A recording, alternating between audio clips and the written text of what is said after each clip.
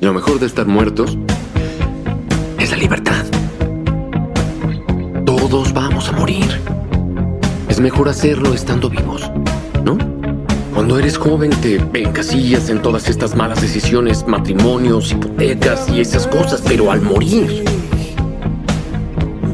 todo se borra. Adiós.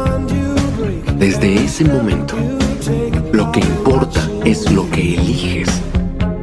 Lo mejor de estar muertos es la libertad. Todos vamos a morir. Es mejor hacerlo estando vivos, ¿no?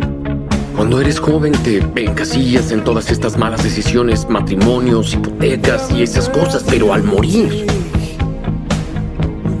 todo se borra.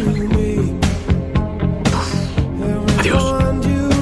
Desde ese momento, lo que importa